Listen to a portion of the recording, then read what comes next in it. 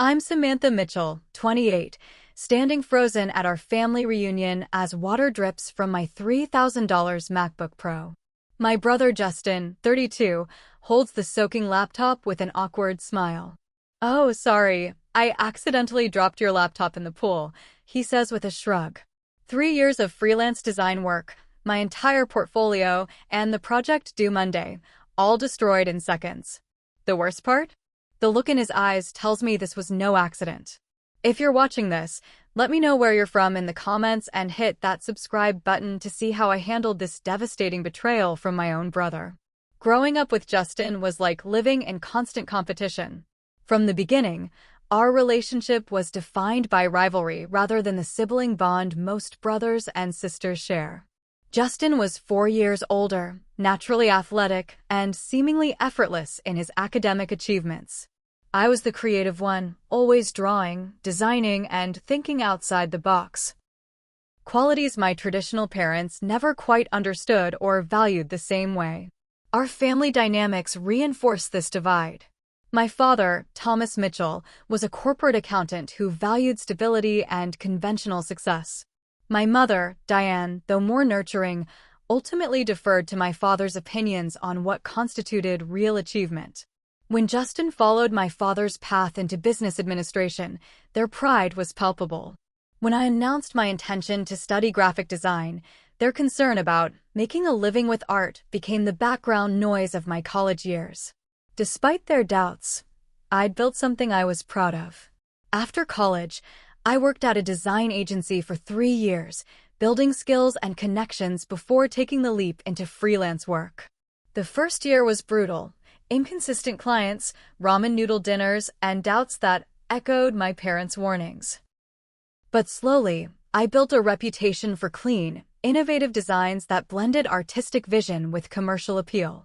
By my 3rd year freelancing, I had steady clients, a waiting list for new projects, and income that actually surpassed my brother's middle management salary, though I'd never point that out to my family. My MacBook Pro was the center of my business universe.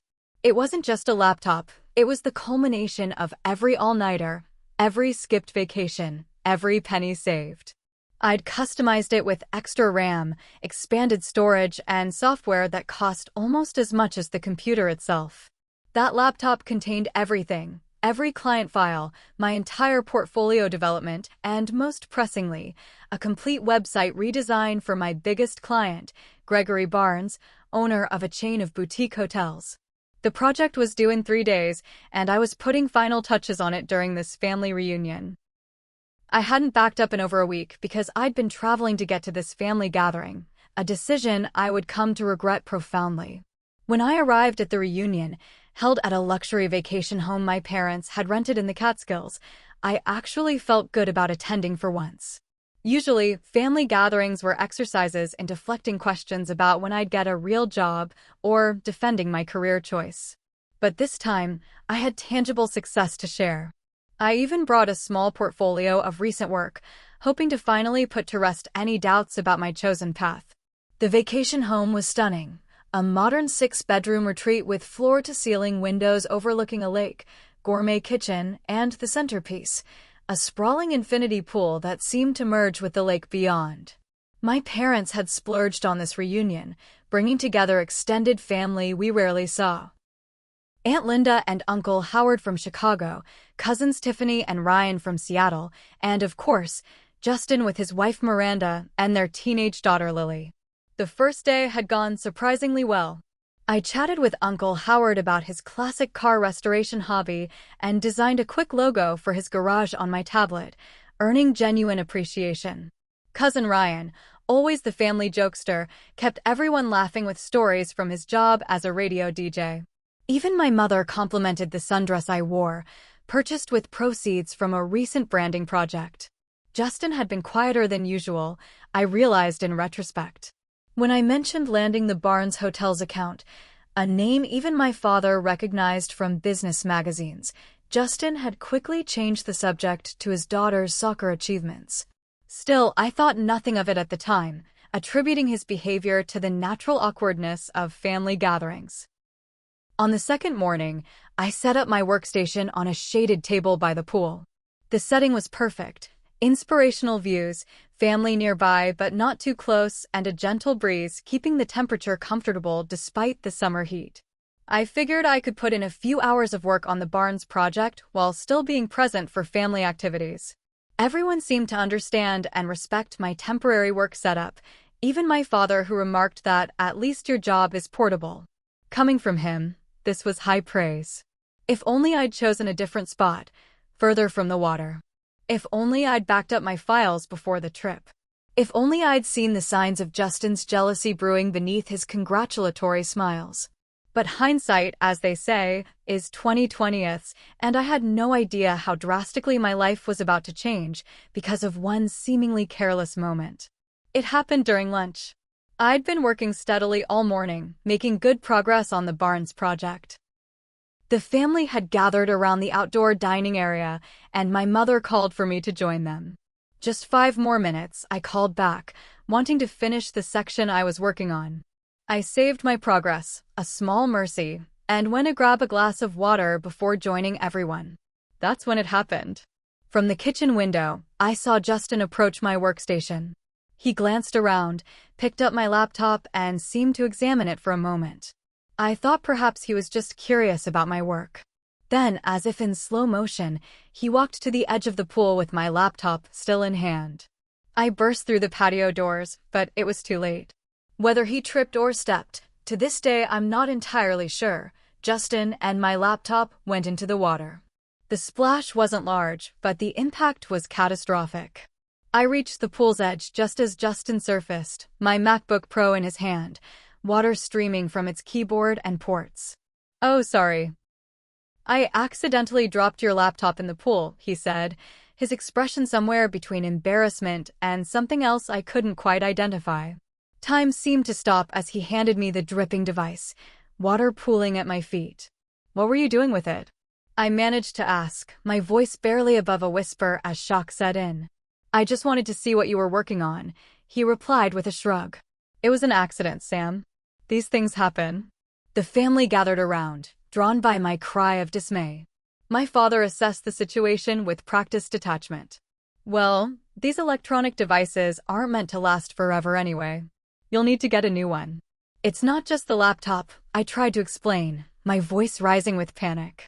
"Everything is on there. All my client files, my portfolio, the Barnes project that's due in 3 days." I was frantically trying to dry the laptop with napkins from the lunch table, knowing it was futile but unable to stop myself. Justin climbed out of the pool, his clothes dripping. "Look," I said, "I'm sorry. I'll help you buy a new one if that's what you're worried about." "You don't understand," I said, tears threatening. "It's not about the money. I can't replace the work." My mother put her arm around Justin. "He said it was an accident, Samantha. There's no need to make such a scene." The family quickly divided. My parents and Aunt Linda clustered around Justin, offering him dry clothes and sympathy for his mishap. Uncle Howard and Cousin Ryan helped me gather my things and suggested rice might save the laptop, an old remedy I knew wouldn't help with this level of water damage. Justin's wife Miranda hung back, an unreadable expression on her face. Their daughter Lily looked genuinely distressed, perhaps the only one who seemed to grasp the magnitude of what had happened. I spent the next 2 hours trying everything to save the laptop: rice, gentle heating, positioning to drain water. All while researching data recovery options on my phone. The outlook was grim. Water damage, especially from chlorinated pool water, was among the worst things that could happen to a laptop. By dinner time, I had accepted the device was dead. I sat alone in my assigned bedroom, surrounded by the useless laptop components, trying to inventory what I had lost and what I might be able to recreate. The Barnes project was partially saved, my last manual save that morning, but existed only on the dead laptop. My portfolio would need to be entirely rebuilt from final files sent to clients, assuming they still had them. Years of in-progress work, templates, and personal projects were simply gone. A soft knock at the door revealed Cousin Ryan with a plate of food. "Thought you might be hungry," he said, setting it down beside me. "That was really messed up what happened." "Was it though?" I asked, voicing the suspicion growing in me. An accident, I mean. Ryan hesitated. I don't want to cause more family drama, but Justin was acting weird all morning. I saw him watching you work with this strange look on his face. After Ryan left, I lay in bed staring at the ceiling, tears flowing freely now. This wasn't just about losing work, it was about family betrayal. If Justin had deliberately sabotaged me, but no, surely my own brother wouldn't do that. We were competitive, yes, but this crossed a line I couldn't imagine even Justin stepping over. Sleep eluded me as I cycled through denial, grief, and finally, a simmering anger that would propel me into the next day's confrontation. Morning arrived after a fitful night's sleep. I had maybe 2 hours of actual rest, the remainder spent mentally cataloging everything lost and drafting apologetic emails to clients I'd have to send later. I showered and dressed mechanically, dreading facing the family, but knowing I couldn't hide in my room forever. As I approached the kitchen, voices drifted down the hallway. I slowed my pace, hearing my name mentioned. Samantha's always been dramatic, my mother was saying. Remember when she thought her art teacher was sabotaging her college application portfolio? To be fair, came Miranda's voice, surprisingly defensive. Losing all her work is pretty devastating. I'd be upset too. Justin feels terrible, my father replied. But accidents happen. She's making him feel worse by overreacting. I entered the kitchen, and the conversation halted abruptly. My mother busied herself with coffee. My father nodded a curt good morning before returning to his newspaper. Miranda at least had the grace to look uncomfortable. Justin was sitting at the island counter, scrolling through his phone. He glanced up as I entered, but quickly returned to his screen. I poured myself coffee in silence, the weight of unspoken words making the air heavy. Finally, I couldn't stand it anymore. We need to talk about what happened, I said to Justin, keeping my voice as level as possible. He sighed dramatically. I've already apologized, Sam. What more do you want? I want to understand why you had my laptop by the pool in the first place. My parents exchanged looks. My father set down his newspaper. Samantha, your brother said it was an accident. Let's not ruin the reunion by dwelling on it. No, I said firmly. I want to hear from Justin. Justin stood up, his chair scraping loudly against the floor. Fine. You want the truth? I was looking at your work because I was curious how you're suddenly making more money than me with your little drawings. The kitchen fell silent. My mother's coffee cup stopped midway to her lips. So you admit you took it deliberately? I asked, heart pounding. I didn't mean to drop it, he said, but his eyes slid away from mine. But yes, I took it to look. And maybe I wasn't as careful as I should have been. The admission unlocked a flood of memories. My paintings mysteriously splashed with water before a high school art show. My college application portfolio found with pages stuck together the night before submission. My first graphic tablet suddenly malfunctioning during a crucial freelance job interview I'd done from our parents' house. This isn't the first time, is it? I said, the realization washing over me. You've been sabotaging my work for years. That's ridiculous, Justin scoffed, but his face flushed. No, it's not, I continued, the pieces falling into place. Whenever I'm about to succeed at something, especially something creative, something happens to set me back. But only when you're around. You've always been so paranoid, Justin said, but his defense lacked conviction. Because I've always had reason to be. My art show paintings, my college portfolio, my first tablet, and now my entire career. My father stood up. That's enough, Samantha. You're accusing your brother of deliberately hurting you over decades. Do you realize how that sounds? It sounds like someone finally connecting the dots, I shot back. Justin slammed his hand on the counter. You always do this. Turn yourself into the victim when things don't go your way. You've been doing it since we were kids. And you've been sabotaging me since we were kids. What's the matter, Justin? Can't stand that your artsy little sister might actually be successful at something. Successful, he laughed, but there was no humor in it. You live in a tiny apartment and draw pictures for a living. Meanwhile, I have actual responsibilities. A mortgage, a family to support, a real career with people counting on me. A real career you're struggling in, Miranda interjected quietly. Justin turned to her, betrayal written across his face. "What are you doing?" Miranda looked between us, then sighed. "I'm sorry, Justin, but this has gone on long enough." She turned to me. Justin was passed over for promotion again last month. They're talking about restructuring his department. He might be out of a job soon. The kitchen fell silent again. My parents looked shocked. Clearly this was news to them as well. "So that's it," I said softly. "You're failing while I'm succeeding, and you just couldn't handle it. You have no idea the pressure I'm under." Justin shouted. "Dad's golden boy, the one who did everything right, followed the proper career path, and now I'm about to be unemployed while you're landing major clients with your doodles. Those doodles paid for that laptop you destroyed." I shot back. "Those doodles built a business that's supporting me quite well. Thank you very much." "Enough," my father thundered.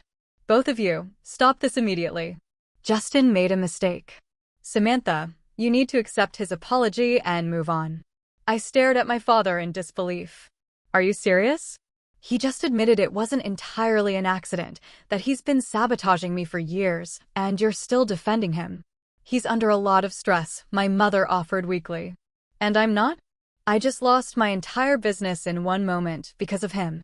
I looked around the kitchen, at my father's stern disapproval, my mother's uncomfortable avoidance, Justin's mix of defiance and shame, and made a decision. "I can't do this anymore," I said quietly. "I'm leaving." "Don't be ridiculous," my father started, but I was already heading back to my room. I packed quickly, throwing clothes haphazardly into my suitcase, securing my dead laptop in its case on the slim chance a data recovery specialist could work miracles. As I zipped the suitcase, there was a soft knock at the door. It was Miranda. "I'm sorry," she said simply. "What Justin did was wrong." "Why didn't you tell me he was having career troubles?" I asked. "He made me promise not to. His pride." She trailed off. "He's always measured himself against you, you know.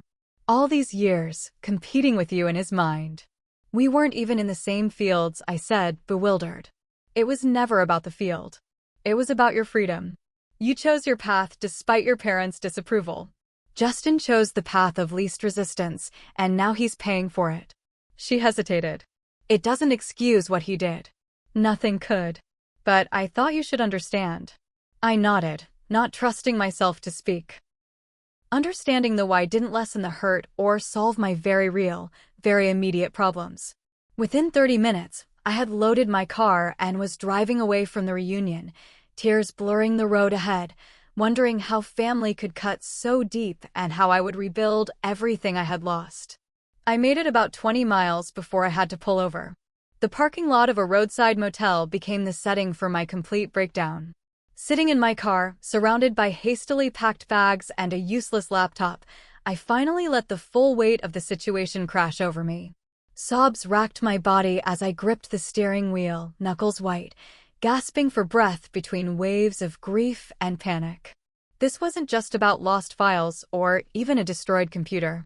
This was about a lifetime of undermining, of having my accomplishments diminished, of fighting for recognition and respect only to have it literally dunked underwater by my own brother. When the crying jag finally subsided, I was left hollow and exhausted, but with a strange clarity. I needed a plan. First things first, my clients. With shaking hands, I pulled out my phone and started making the hardest professional calls of my life. "Mr. Barnes, this is Samantha Mitchell," I said when my biggest client answered. "I'm calling because there's been an incident with your project." His response was about what I expected, initial concern turning to barely concealed frustration as I explained the situation without throwing my family under the bus. "So you're telling me the website won't be ready by Monday?" he clarified, his voice cooling several degrees.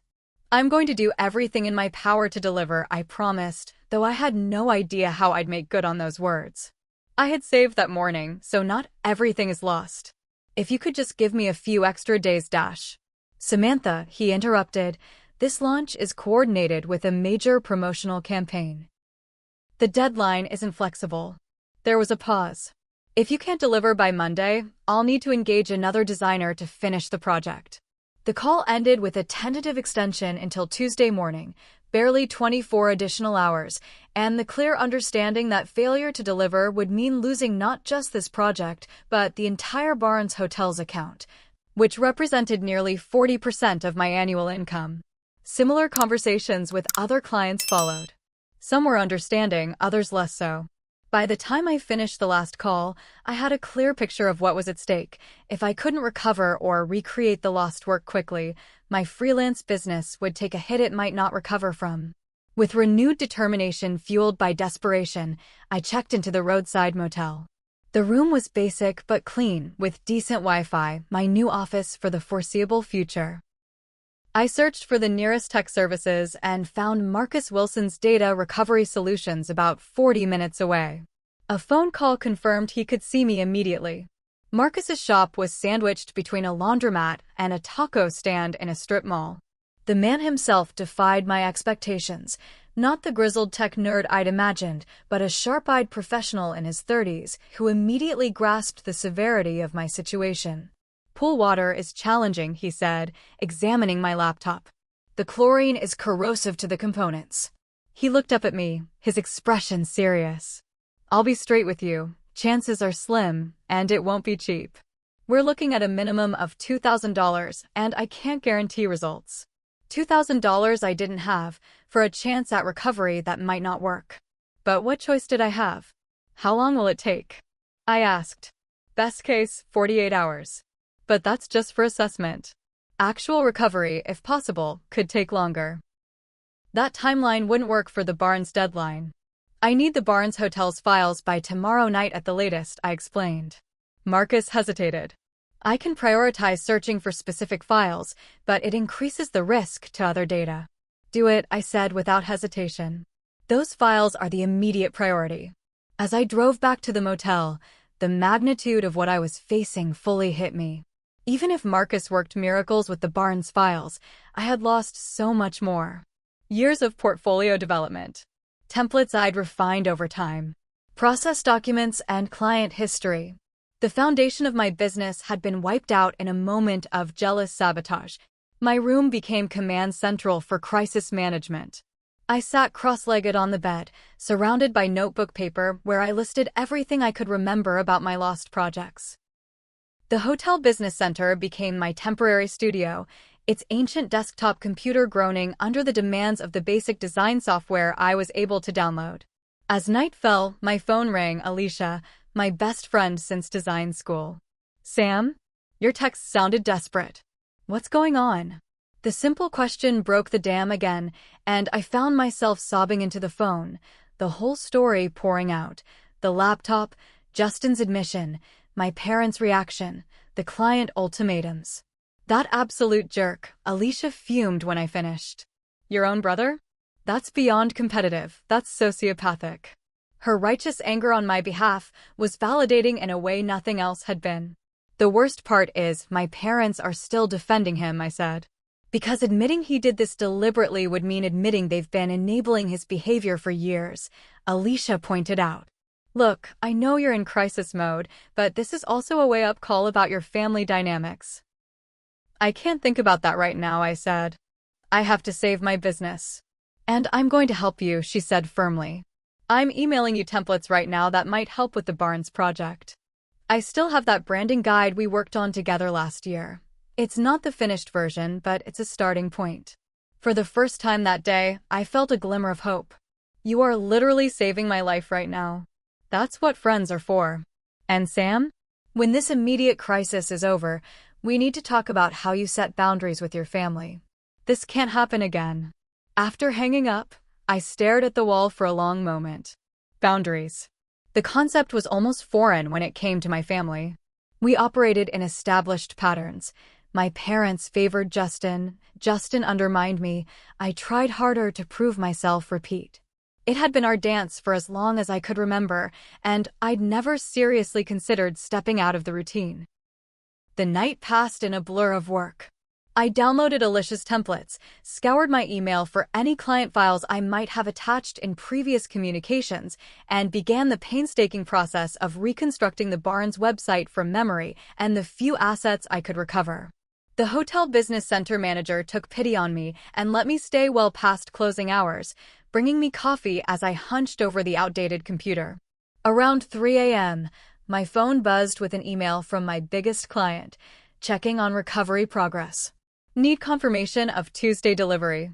I stared at the screen, fingers hovering over the keyboard. The honest answer was I don't know. The professional answer was on track. The desperate answer was please don't give up on me. In that moment, sitting in a deserted business center of a roadside motel, the weight of potential failure pressed down on me like a physical force. Everything I'd worked for, all the nights and weekends sacrificed to build my business, the pride I'd finally started to feel in my accomplishments, all of it hanging by the thinnest thread because my brother couldn't stand to see me succeed. I put my head down on the desk and allowed myself exactly 1 minute of despair. 60 seconds to feel the unfairness, the exhaustion, the hurt. Then I straightened up, rolled my neck, and got back to work. I'd rebuild from scratch if I had to. This wasn't just about saving my business anymore. It was about proving to myself that I wouldn't be broken by this betrayal. Morning arrived with harsh fluorescent light and the business center manager gently shaking me awake. I'd fallen asleep at the computer, my neck bent at an awkward angle that promised pain later.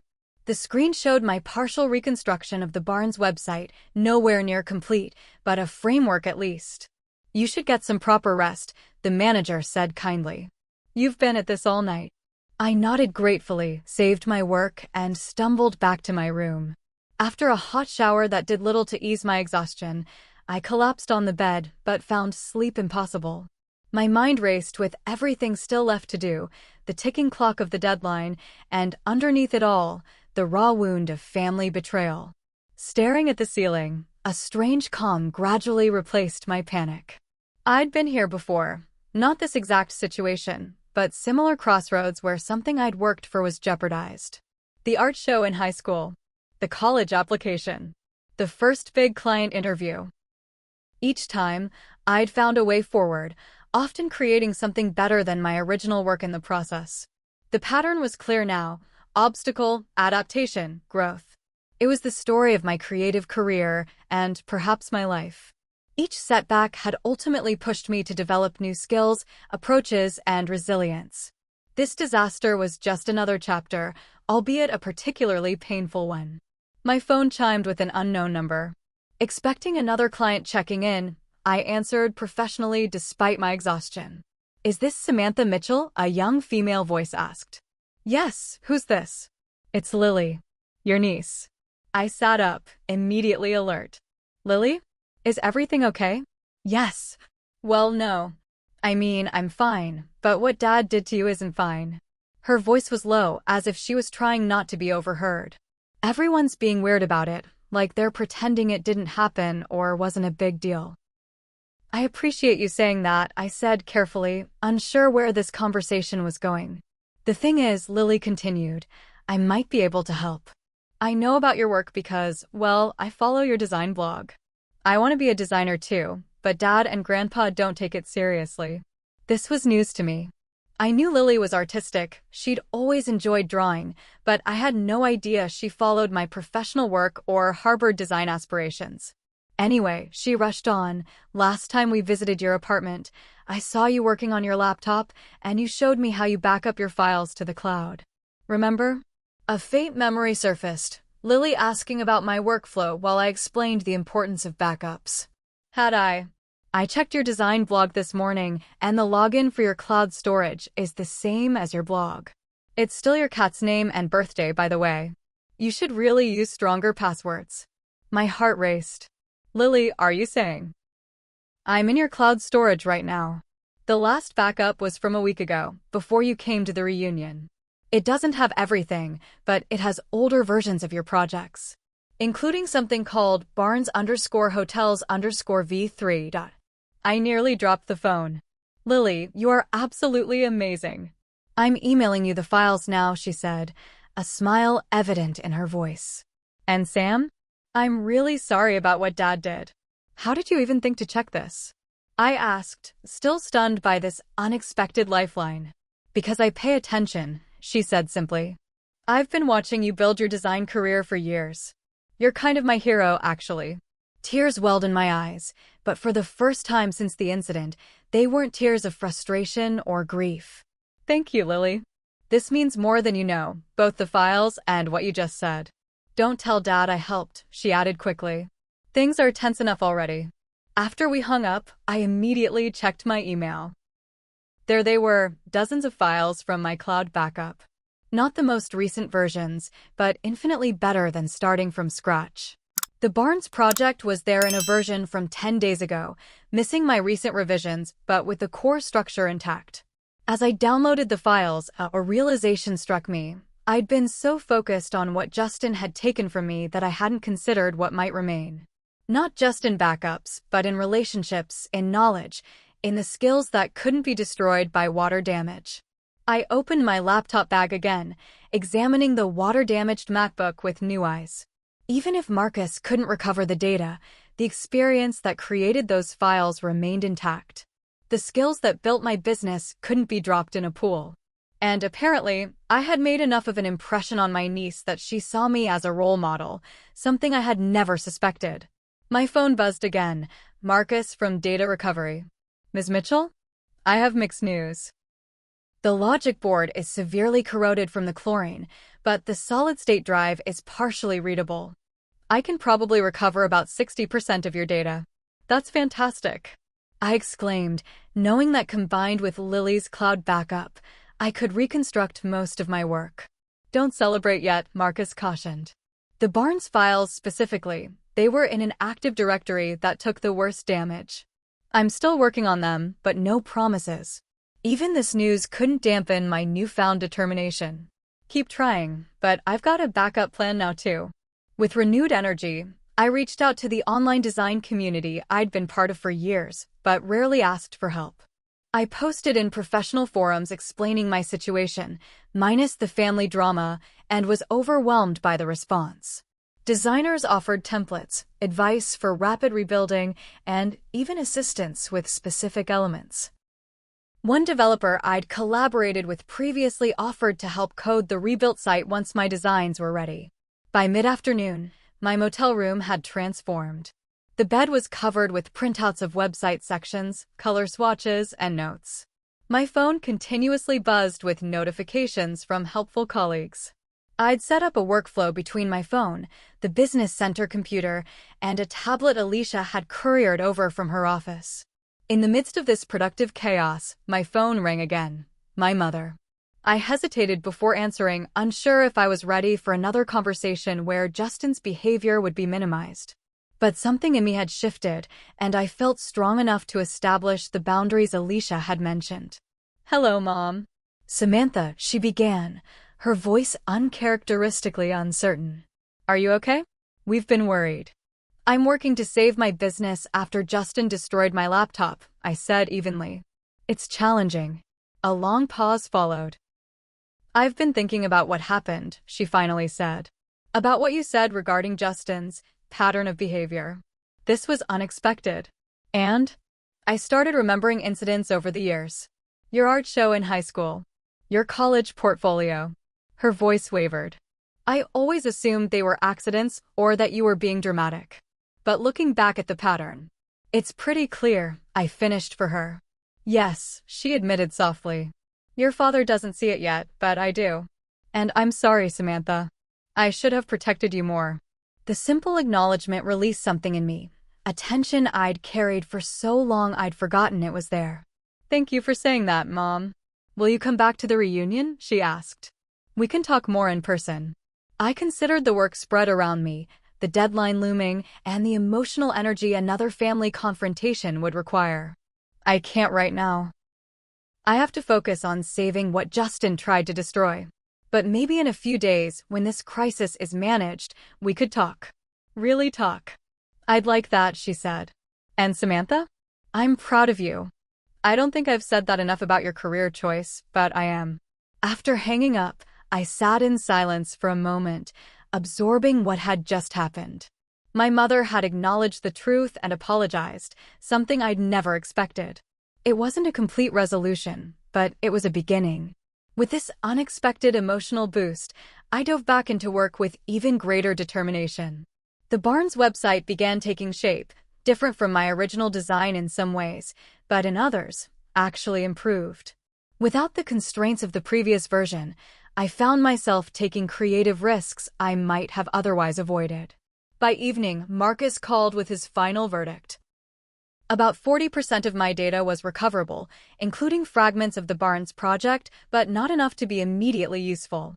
Given Lily's cloud backup and my progress rebuilding, I thanked him for his efforts and asked him to focus on recovering my personal portfolio pieces instead of the client work. That night, exhausted but hopeful, I fell into a deep sleep for the first time since the incident. The crisis wasn't over, but I could see a path forward now, not just for the immediate deadline, but for redefining my relationship with my family. Sometimes, it seemed, you had to lose something to gain perspective on what truly mattered. After 2 more days of intensive work, fueled by coffee and determination, I had a functional version of the Barnes website ready for review. It wasn't identical to my original design. That would have been impossible, but in some ways, it was better. More streamlined, with innovative solutions born from necessity. When I emailed it to Gregory Barnes with hours to spare before the Tuesday deadline, his response was surprisingly positive, different from what we discussed, but I actually prefer this approach for the booking system. How soon can we implement? Relief washed over me. The immediate crisis was averted. My largest client was satisfied, and based on responses from others I'd contacted, my business would survive. I had lost data and would need months to fully rebuild my portfolio, but the foundation remained intact. With the professional emergency handled, I finally had mental space to address the personal one. After a long internal debate, I decided to return to the family reunion for its final day. Not for Justin's sake, but for my own closure, for my budding mentor relationship with Lily, and for the conversation my mother had begun. The drive back to the vacation house was tense, my hands gripping the steering wheel too tightly as I rehearsed what I would say. No more brushing things under the rug. No more accepting undermining behavior. No more diminishing myself to keep the peace. When I arrived, the atmosphere was subdued. My parents greeted me with obvious relief, my father awkwardly patting my shoulder in what passed for affection from him. Aunt Linda and Uncle Howard made a point of asking about my business recovery efforts, showing more interest in my work than they had in years. Cousin Ryan gave me a supportive thumbs up from across the room. Justin was noticeably absent at first. I found him alone on the back patio, staring at the pool, the scene of the crime. "We need to talk," I said, taking a seat across from him. He looked up, his expression unreadable. "I figured you'd never want to speak to me again." I considered that option, I admitted. But we're family, for better or worse. And this pattern between us needs to end. Justin nodded slightly, eyes returning to the water. "I've been talking to Miranda. And a therapist, actually. 2 sessions so far." This surprised me. Justin had always dismissed therapy as for people with real problems. "Good," I said simply. "I keep trying to understand why I did it," he continued. "The therapist says it's about insecurity and comparative success, but that sounds like psychobabble excuses. What do you think it was about?" I pressed.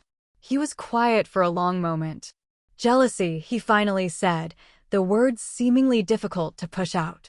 "You chose what you wanted and succeeded despite everyone saying you wouldn't. I chose what was expected and feel trapped.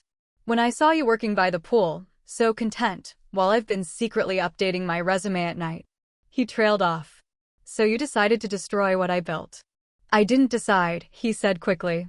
"It wasn't premeditated. I just saw your laptop and felt this surge of resentment. I wanted to see what you were working on that was so important, so successful.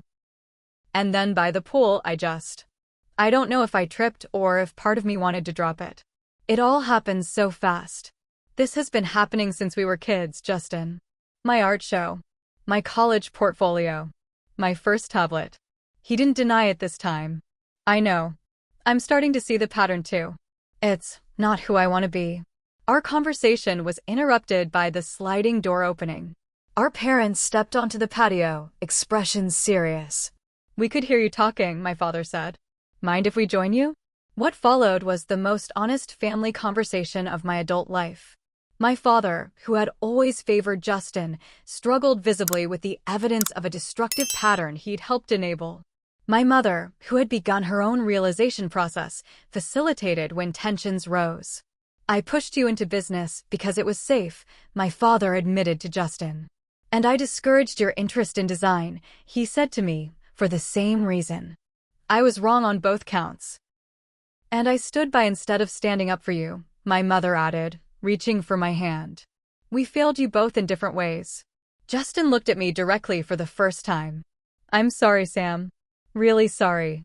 Not just for the laptop, but for all of it. I've been competing with you our whole lives, and you didn't even know we were in a race. I'm not accepting another empty apology, I said firmly. Words aren't enough this time. I know, he nodded. I want to make actual amends. I've arranged to cover the data recovery costs. And Miranda and I want to contribute toward a new laptop, the best model, with all the upgrades. That's a start, I acknowledged. But what I really need is for this pattern to end. Completely. I need to know my work is safe around you, that I don't have to guard against sabotage from my own brother. I'm working on it, he promised. The therapy is just the beginning. I need to fix what's making me so insecure in the first place. Our parents watched this exchange with a mixture of sadness and hope. We should have addressed this years ago, my father said. I think, perhaps we all could benefit from some family counseling. Coming from my therapy-averse father, this was nothing short of revolutionary. The conversation continued into the evening, painful at times but necessary. Old hurts were acknowledged. Patterns were named. Boundaries were established. It wasn't a complete resolution. Decades of family dynamics couldn't be untangled in one day, but it was a beginning. Later, Lily found me by the pool, sitting with my feet in the water in a small act of reclamation. Did you and Dad work things out? She asked, joining me. We've started to, I said. It's going to take time. She nodded wisely. He told me I want to be a designer. He said he won't stand in my way. I smiled at her. Those files you recovered saved my business. You've got good instincts already. Her face lit up. Really? Because I was thinking, maybe you could mentor me? Teach me what you know about design. Looking at my niece's hopeful expression, I felt a circle closing. The sabotage that had threatened my business had revealed a new path forward, not just for my professional recovery, but for passing on what I'd learned. I'd be honored, I told her. We can start with strengthening your cloud backup passwords. She laughed, splashing water playfully. Deal. As the reunion drew to a close, something had shifted in our family. The old patterns had been disrupted, perhaps permanently. My parents helped me pack my car, my mother hugging me longer than usual. Justin and I reached a fragile truce, with clear expectations for how he would make amends over time. The Barnes website launched successfully the following week. The client was so pleased with the redesign born from crisis that he referred me to 2 other businesses in his network. The data recovery specialist managed to salvage most of my portfolio pieces eventually. And Lily and I began weekly design mentoring sessions via video chat. 6 months later, looking back on what had seemed like a catastrophe, I could see how that moment by the pool had become a turning point rather than an ending. The laptop was replaceable. The work was rebuildable. But the honest confrontation and resolution that followed might never have happened without the crisis that forced it. Sometimes losing everything temporarily helps you gain perspective permanently. 6 months after the laptop incident, as it came to be known in family shorthand, I stood in a crowded gallery space in downtown Manhattan, watching as people admired the digital art installation that had emerged from the ashes of that disaster. The Barnes Hotel's website redesign, with its innovative user experience approach born of necessity, had been nominated for and won a prestigious design award. Gregory Barnes himself had encouraged me to submit it, writing a glowing recommendation about creativity under extreme pressure. The irony wasn't lost on me. The project that almost ended my freelance career had instead elevated it to new heights. I now had a waiting list of clients, had hired 2 part-time assistants, and was contemplating opening a small design studio. But the professional success, gratifying as it was, paled in comparison to the personal growth of these past months. Justin had kept his word about making amends. Beyond the financial compensation for my damaged equipment and data recovery costs, he had committed to weekly therapy sessions to address his competitive issues and the insecurity beneath them. Our relationship remained a work in progress, but for the first time since childhood, we were relating as allies rather than rivals. "I never realized how much energy I wasted comparing myself to you," he told me during a recent family dinner. "The therapist helped me see I've been running someone else's race my whole life." That dinner had been one of many as our family tentatively rebuilt connections on healthier ground. My parents had surprised everyone by not only supporting the family therapy suggestion, but embracing it wholeheartedly. My father, especially, seemed relieved to finally examine the rigid expectations he'd placed on both his children. "I pushed Justin toward business because it was what my father expected of me," he admitted during one particularly breakthrough session. "And I discouraged your creative pursuits for the same reason." My father saw art as frivolous, so I inherited that view without questioning it. Understanding the generational patterns didn't instantly heal all wounds, but it provided context that helped us move forward. My mother had become an unexpected ally, often calling just to ask about my current projects with genuine interest. Perhaps the most meaningful development was my mentorship of Lily. What began as casual design tutorials had evolved into a structured program where she was developing real skills and confidence. Justin, to his credit, had fully supported this connection, even purchasing professional design software for her last birthday. "She talks about you constantly," Miranda told me. "You've given her permission to take her talents seriously." Today, Lily stood beside me at the gallery, beaming with pride as she explained to attendees how she had helped recover the cloud backup files that saved the Barnes project. "My aunt taught me the importance of multiple backup systems," she informed a bemused gallery patron.